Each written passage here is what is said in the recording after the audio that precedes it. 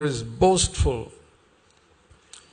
One who, this is a crude way of trying to show off to others. That also, unfortunately, there are Christians like that who say subtle things to show that they are superior to you. Beware of any person who says things to you claiming to be a testimony, but the motive behind that testimony is not to help you to go that way, but the motive is to show, you see what a great man of God I am.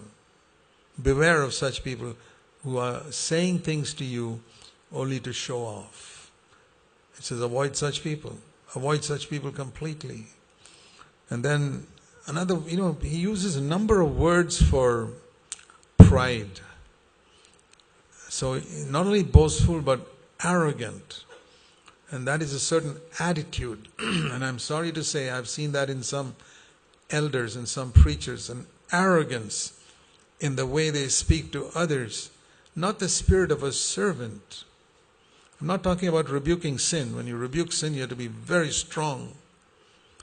But there's a lot of difference between rebuking sin and supposing a person has made a mistake. Anybody can make a mistake. Even this leader can make a mistake.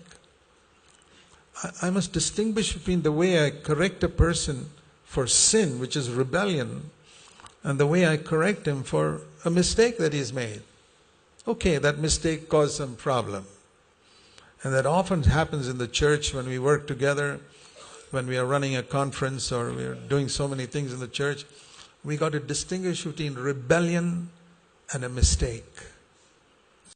It's very in your sin. But at other times he was very gentle with his own disciples, arrogance.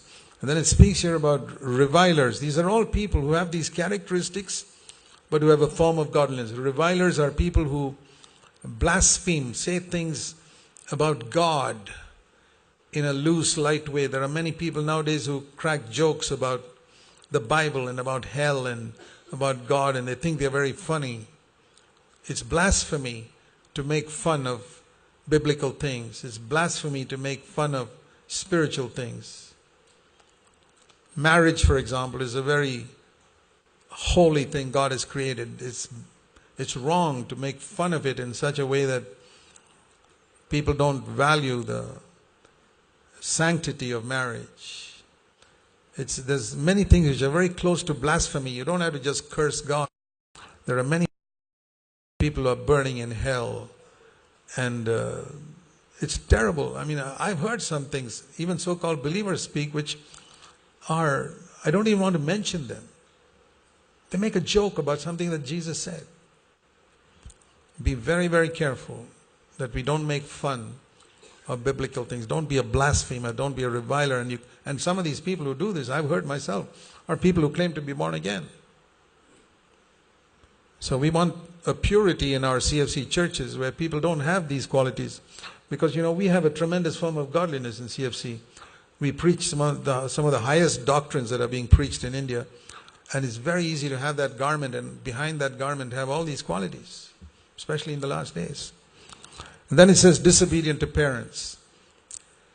This is so fundamental. Even in the Old Testament it spoke about the seriousness of disobeying parents.